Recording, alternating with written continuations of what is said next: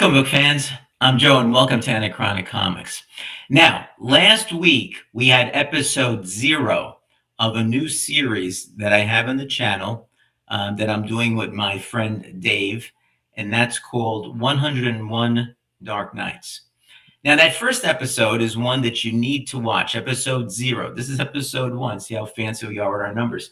All right, so that episode 0, we talk about some inspirations for Batman, all right? The Phantom, and a movie called The Bat, which we put like a portion of it on there. Really a worthwhile episode. So make sure you see it. I'll put a link at the end of this. But today in episode 1, we're going to continue with the theme of the eve of the Dark Knight, inspirations for Batman. So right now, let me bring on my best friend here in the Batman era, and that is Dave. Dave, how you doing, Dave? Hi, Joe. How are you? I'm doing okay. I'm doing okay. A little tired. Too much partying for St. Patrick's Day the other night. So Yes, that was yes. but that now when we're showing this, it could be months from now. But anyway, we're good. We're good. So Dave, let's just give everybody kind of a little bit of a summary as to how you came about to do this project, and the fact that not only did we have episode 0 and episode 1 now, but we're going to have in multiple seasons. And this season 1 is going to have 6 episodes. That's 5 more other than this one. So give us a little bit of background and get right into it. Well, of course, your video on the different versions of Superman that you came up with was kind of like triggered this for me, because I always felt that Batman was the most replicated hero throughout comics, whether it be within the DC line or other publishers. And I also felt that there were certain predecessors that they, Finger and Kane might have drew inspiration from, but also there's other heroes, other literary characters throughout literature that fit into the mold of Batman. So Right. I started making notes about this, and originally I was starting making notes on the various universes in comicdom, Right. and with mapping, the different speedsters and the different alpha males, and that started to become. I couldn't find a technical tool that make that easy, so I gave up on that. Right. Hey, Dave, before you go on, I have to say, Dave, I'm sorry that you watched that episode, because now you've gone down one of the deepest rabbit holes that I could even think about. Yes. So I focused on Batman, and for this episode, what we're going to do is take a look at some more, including some other influences that Bob Kane and Bill Finger might have had or did have, if you read up on them. Okay, and so then you went on a search, and like that shadow, like that I keep saying shadow, but that Bat movie and the Phantom. There were certain points that you applied to them as well, although they were precursors. These are all precursors now. So Right, you're still applying right. the points to them, right? Right. Okay. All right. Well, that's pretty cool. All right. So let's get started. How many do we have in this episode number 1? Well, I in this episode number 1, I think the total is 15. Okay. So let's get going. Let's get going and see how this works. All right. All right. So let me bring up the first one. All right. Here we go. Okay, Black Bat. Yes, Detective. this was by the Black Bat, and this is the first Black Bat. There will be another one coming on later, and Okay. it was by Murray Leinster under the pen name of William Fitzgerald Jenkins. And it actually was the name of 2 different heroes in 2 different pulp magazines in the 1930s. This one appeared in Black Bat Detective Mysteries, and that only ran for 6 issues. And he was a roaming private detective who left calling cards with an image of a bat. Mm-hmm. None of these stories, however, ever mentioned his name, so we don't know who his alter ego was. Oh, it's probably Bruce Wayne. Well, you laugh at that, but you'll see as we go through this that there are subtle things that for other characters in the Batman mythos that suddenly pop up and Okay. one and towards the end of this episode. Okay. So Cool. that's so most of it all is that the name and the fact that he used the bat as a calling card. Okay. All right. Let's go to the next one then. The next one is Hades. Hades, or as the Romans called him, Pluto. The now, my thinking on this was Uh-huh. the Greek and Roman gods were actually the superheroes of their time. All Okay. right, there was the myth that was there that the people developed, and if you looked at the top three in mythology, it was Zeus who reigned the heavens and was the alpha god, if Right. you will, and the equivalent to Superman, and Poseidon who reigned the waters, and the equivalent to Aquaman, and Hades I felt was the equivalent to Batman. Okay. And I found some Interested to hear this. Go ahead. it's interesting things regarding that, because Okay. Hades was in charge of the underworld, the darkness of night, the abode of shades, and Mm, he used fear. He invoked great fear in all humans, not just criminals, and he was right. the most detested. But because the underground, the underworld, contained precious gems and minerals, he was also considered the god of wealth. So he was affluent, Oh, I didn't know that. right? Okay.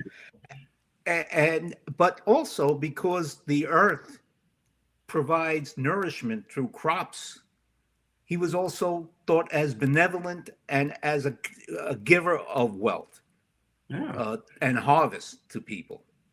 So you think of the Wayne Foundation. yeah. He was really seen outside of Hades, his own Gotham City, and he possessed a helmet which rendered him invisible, hidden in the shadows at night.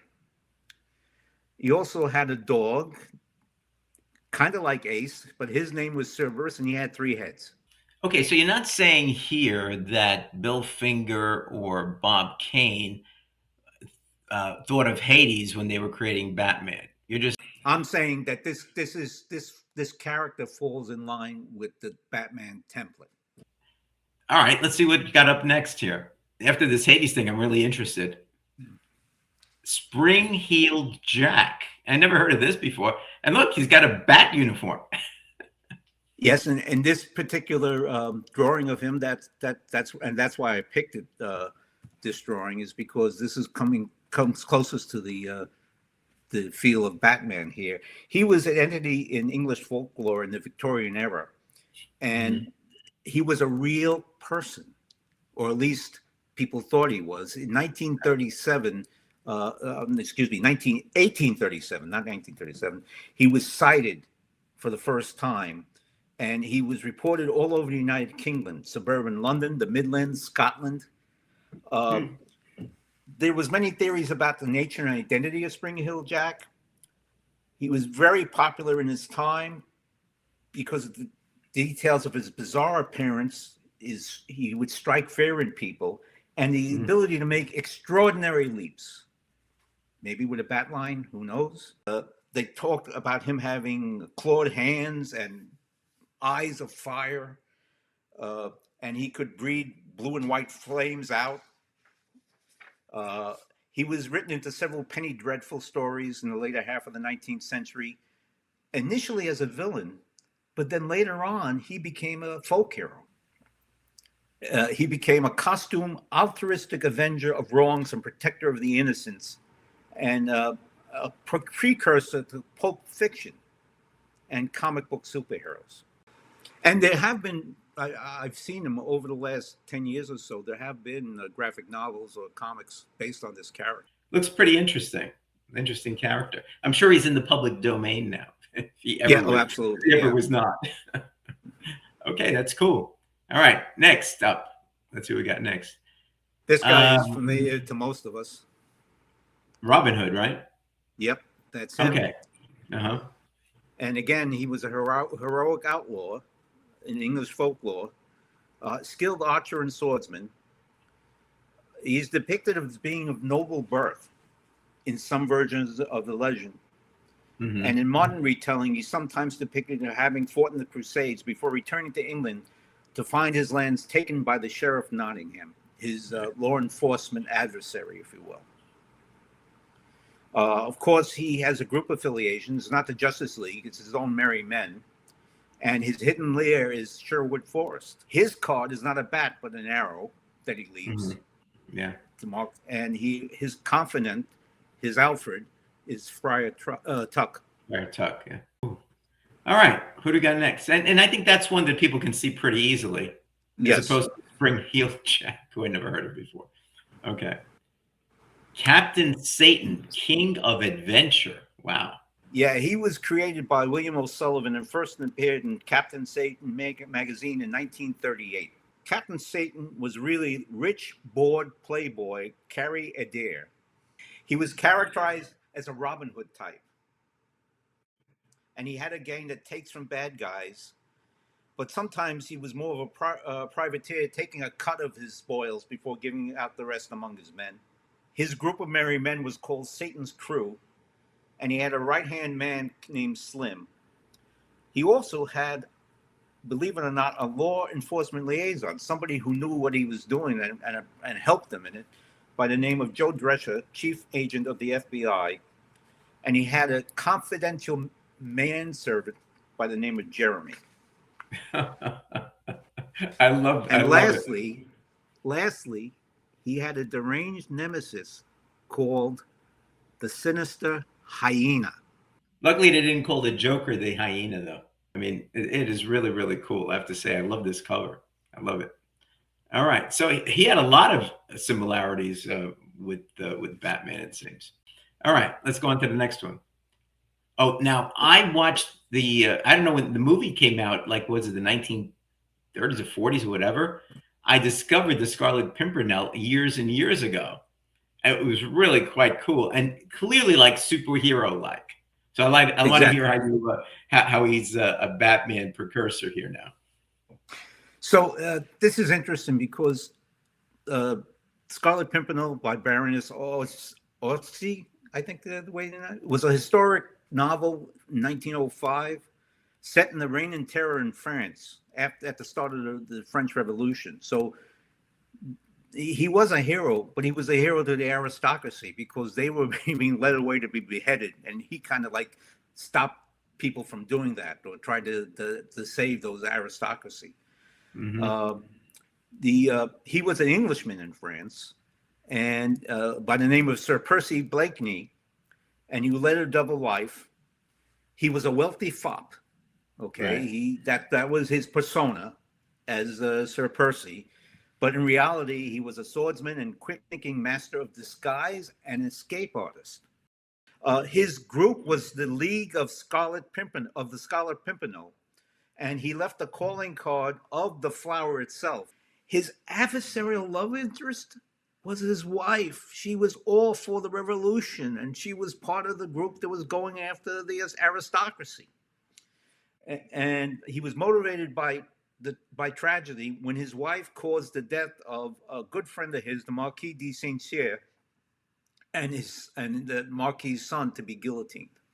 So that's what got him into Oh, the okay. business of becoming the Cool. Scarlet All Pimpernel. right. I seem to remember the wife thing now that you mention it. Okay. So next up, and who's this? This is the Nighthawk, created by John Braley and first appeared in Nelson Lee's Library for Amalgamated Press in 1930. Uh, when Thurston Kyle, who was a scientist, when his father was murdered by the Benton Gang, which was in fact Britain's greatest criminal band, Thurston devoted the next several years of his life to finding him, helped by his assistant Snub Hawkins. Hmm. Eventually, he designed a wingsuit of armor that allowed him to fly and use it to become a vigilante Nighthawk, king of the air. Nighthawk went on to target other criminals such as the American gang, dubbed the Destroyers, recruiting Scrapper Huggins, his friends, the weirdly self-titled Mr. Kyle's Kittens. So Okay, yeah, this is what I mean about suddenly these names start popping up in these sections. With Selena around there somewhere? Yeah, maybe. He outfitted his friend Snub with a suit similar to his own, and his name was Sparrowhawk, which Sparrowhawk, okay. not Robin, but No, Sparrowhawk. it's Sparrow, So yeah. yeah, Okay, should have called him Robin. Would have been perfect. yeah. All right, Dracula. Oh, look at that. The story of the strangest passion the world has ever known. Hmm. Okay, obviously from Bram Stoker in 1897, Transylvanian nobleman who was a vampire. And immediately when I was thinking about him, the phrase "criminals are cowardly and superstitious lot" came to mind. There you go. This was motivation for Bruce Wayne adopting the Bat motif for his persona. And the primary fictional character that symbolizes that motif is Dracula himself. He had superhuman strength. He was a master of disguise in the terms of that he could turn himself into a bat, a wolf, or a mist. The costume similarity is there. His hidden lair is he had multiple of them. One of them in London was Carfax House. His active sidekick was Renfield. He was a military strategist when he was alive. And obviously he was also affluent rather, not influent. All right. Next up. Oh, look at this. The Spider. Now, you sure this isn't Spider-Man here? No, Now no. he looks a little bit. Does he have fangs? He looks a He wears little bit like the Shadow too. He looks a little bit like the Yeah, yeah, Shadow. yeah. Some people call him a Shadow ripoff. He was created in Okay. 1933. Let me see when the Shadow was created. Although Shadow was before him, 1931. Mm-hmm. So, The Spider by Harry Steger, 1933. He went by the name of Richard Wentworth. He was a violent vigilante. He didn't mind using guns. And he had a genius intellect. He was skilled in hand-to-hand combat, an expert marksman, and a master of disguise who was brutal and willing to kill. Hmm. He is noted as being one of the inspirations of Batman by its creators. And he used quite a few gimmicks. He had the sickle line that came out of a cigarette lighter. He had his own burglar tools and makeup kits. So he was definitely an influence as far as the creation of the Batman character. Mm. All right. Next up. Hey, wait a minute. The Bat? Come on. Another bat? The Bat. Not the Black Bat. This is the Bat. The Bat. Right. And Right. and this was by Johnston McCulley, who also happened to be the author of Zorro, the creator and author of Zorro, using a different pen name, CKM Scanlon. This was first published in 1934 through 1935 in Popular Detective Pulp magazine. And these were the adventures of Dawson Clade, a man who was inspired to fight crime by a bat's sudden appearance. He was a private detective who was framed, sentenced to be executed, and then pardoned. As the Bat, he worked to find evidence of criminal corruption and clear his name. His costume was just wearing a sackcloth mask with a white bat on the forehead, and he used a special gas gun. He has a special ink stamp that he stamps on the forehead of criminals he catches, but he doesn't kill, at least in the first story. So as you see, he did have a law enforcement liaison, Detective Sergeant Jim Burden, who knew who he was and supported him where he could. See, I think I remember, I don't remember offhand, but a few years ago, I did a video on Steranko's History of Comics. And I believe that some of these, maybe not the Bat, but I think the Spider was there. It just popped into my head. So I'll put a link to that in the end of this video as well as the episode 0. Okay. All right. Next one up. Let's see. Okay. The Phantom Detective. The Phantom Detective. Okay. So this was created by D.L. Champion and first appeared in Phantom Detective Magazine, 1933. Wealthy Richard Curtis Van Loan, a world-famous detective whose identity is only known by one man, Frank Havens, the publisher of the Clarion newspaper. Richard Van Sloan was orphaned at a very early age, but inherits his family's wealth. Before World War One, he leads the life of an idle playboy, but during the war, he becomes a pilot and downs many German planes. After the war, Van Loan has a difficult time returning to his old life as a playboy. At the suggestion of Havens, he sets out to solve a crime that had stumped the police, and he solves it. And thus, the Phantom Detective was born. He's a crack marksman, again, based in New York City. He had a symbolic calling card, which was a platinum badge in the shape of a domino mask. And there was a summoning signal for him, a red beacon at the roof of the Clarion newspaper building. Yeah. He had an active sidekick called Chip Dorland, and the police commissioner was actually a beneficial liaison for him. All right. And this is one of my favorites, Sherlock Holmes. Okay. Possibly the original Cape Crusader.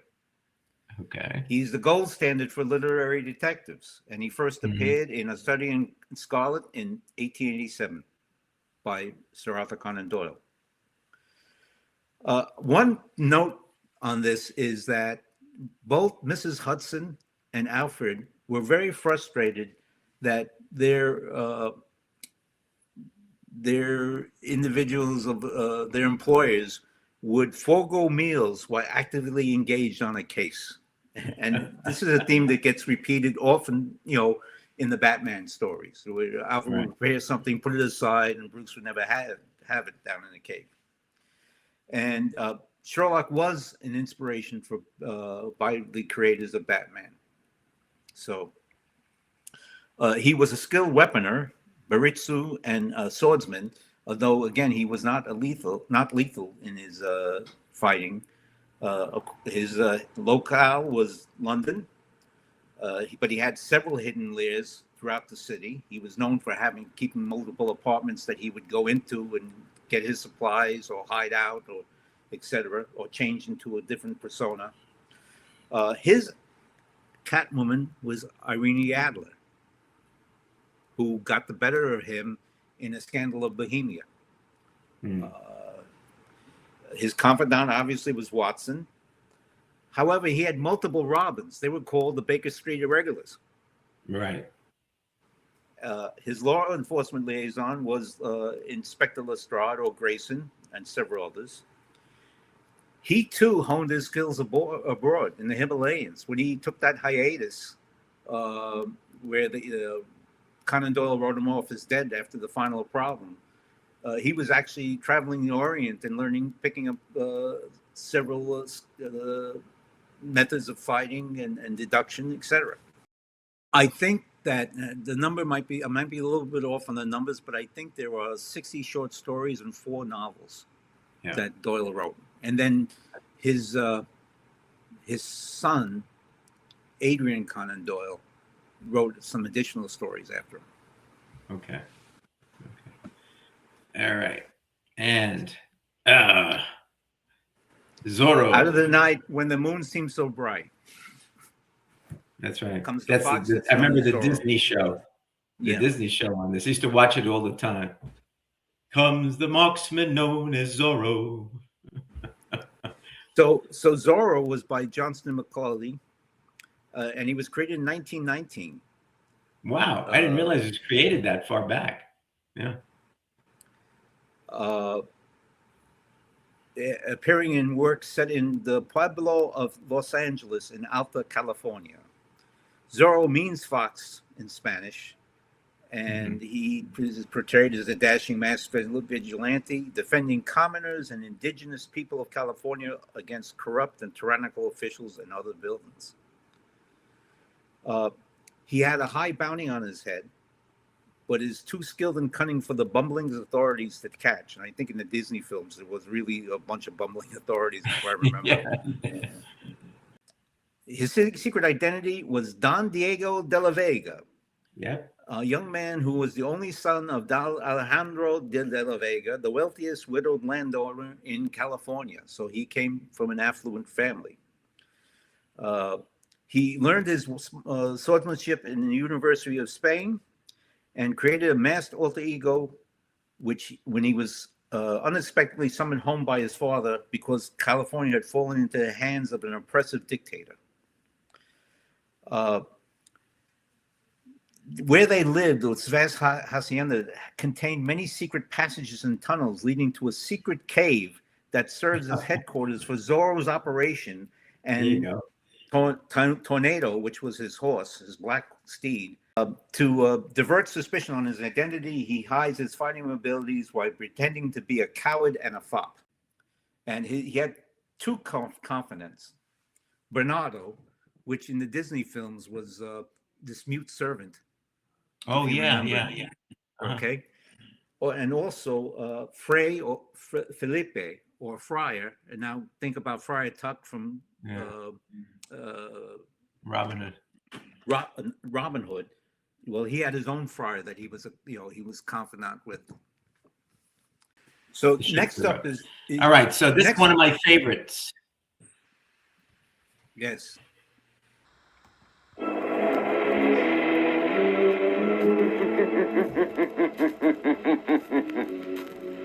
Who knows what evil lurks in the hearts of men? The shadow knows.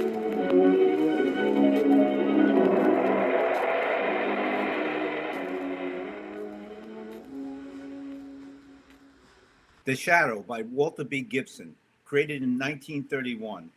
He was a crime fighter with the ability to cloud men's minds. He was a master of disguise, a skilled marksman, a detective, expert hand-to-hand combat, a confidant by the name of Margot Lane. He had active sidekicks, a group of people called the Shadow's Agents, and NYPD law enforcement liaison, commissioners Ralph Weston and later on Wainwright Bart. He too honed his skills in the Orient, and the Shadow was another Bill Finger inspiration for Batman. Right. Yeah. Well, that's cool. I love the Shadow. I have a bunch of his comic books, and I've gone in to try to find some of the pulp magazines, but if they're cheap, they're in terrible shape, and if they're not, they're super expensive. Same thing with Doc Savage. Anyway, okay, and we have the Green Hornet. The Green Hornet. So before Batman, he was created in 1936 by George W. Trendle and Fran Strike. His alter ego was Britt Reed, the wealthy publisher of the Daily Sentinel newspaper. Right. He was also allegedly to be the great nephew of the original Lone Ranger. Right. He was accompanied by his loyal and similarly masked partner and confidant, Kato. Right. They drove a car called the Black Beauty, which was technologically advanced for its time.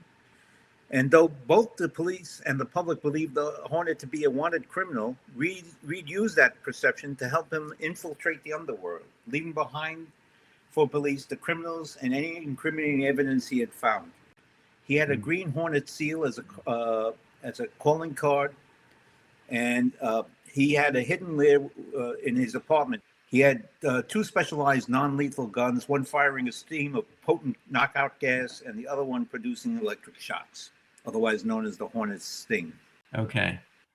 All right. Is there another? Let's see. Well, I have one that I call the honorary mention, and when I go through it, you'll see why. Okay. The Whisperer. Is it this one? Is this it? Yeah. Okay. This is the Whisperer. And he first appeared in Whisperer magazine in October 1936 by Lawrence Donovan, writing as Clifford Goodrich. The Whisperer was Inspector James Wildcat Gordon, who, before the end of the first adventure, would be named Police Commissioner. So who you're looking at right now is Police Commissioner James Gordon. He I was love it. described as a 30-year-old stocky granite-jawed policeman, attempted to fight crime within the law during the day, but transformed himself into the Whisperer to take the law into his own hands when it didn't go far enough. He would insert dental plates that transformed his square jaw into a long, narrow, and oddly jutting one. And because of these plates being in there, it would cause him to speak in a whisper. That's how he got the name. I love He it. packed two automatic fixed with super silencers. He had two guns with super silencers, and he took pleasure in snapping criminals' necks with his exceptionally strong hands. So obviously, this guy took the law into his own hands at night. This Nice commissioner. He had a police chauffeur that was his assistant, Horace Slug Minor, also Detective Sergeant Thorson, and a Judge Patrick Kiley. They were all in on his activities in the nighttime. So is that it? Did we have them all? That's it. That's 15 altogether, with the 2 from the previous episode, brings our total up to 17. 17. So we have 17 precursors to the Dark Knight. So the eve of the Dark Knight was really like 17 nights in some ways.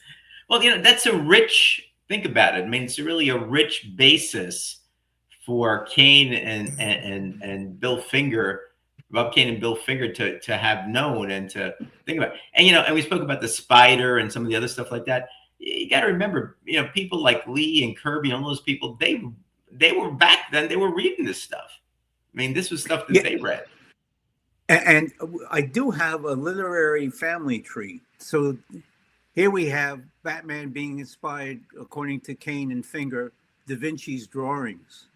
The Bat movie, which we saw in episode 0. The Shadow from episode 1. The Spider from this episode. The Phantom from episode 0.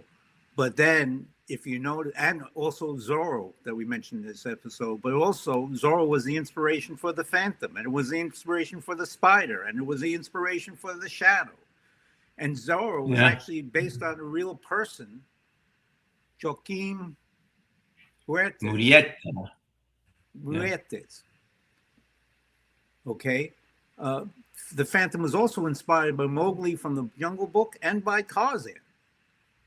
Now, Sherlock Holmes, an inspiration for Batman, was inspired by the real-life Dr. Joseph Bell and Poe's C. Auguste Dupin, who was inspired by a real person, Detective Francois, I can't make it out, Vidocq. Eugene Vidocq.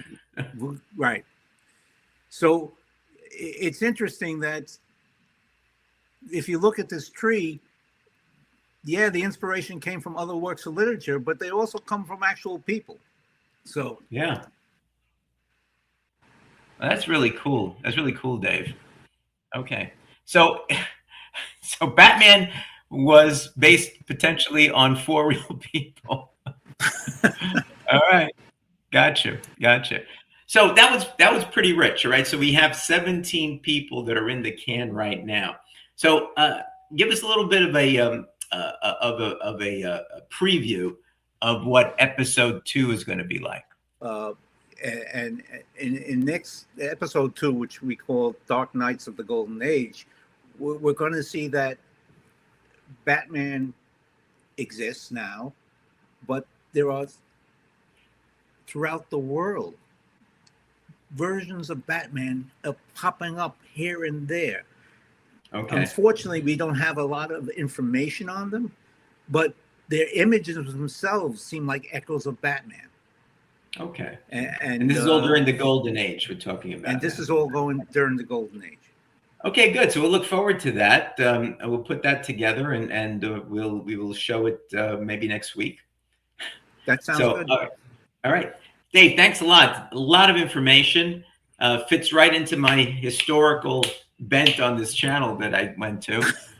So again, at the end of this video, I'm going to put a link to episode 0. So make sure you watch it if you haven't.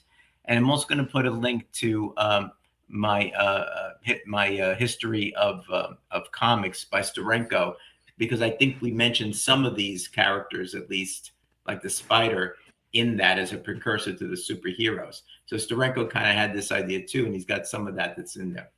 All right. All right, Dave, again, thanks again. Thanks for everybody for showing up and watching this video. Make sure you give us some comments. Let me know what you think about it. Like it, subscribe if you haven't. If you're on your phone and you can do one of those other new things that YouTube lets you do, to do it, and share this if you think it's worthwhile for people to see. And if you think I missed any, or you don't agree with me on some of them, please put it in the comments. Yeah, and I'll make sure that he answers them, not me. All right, Dave. All right, everybody. Take care. We'll see you in the next episode. Be well, and I'll see you soon.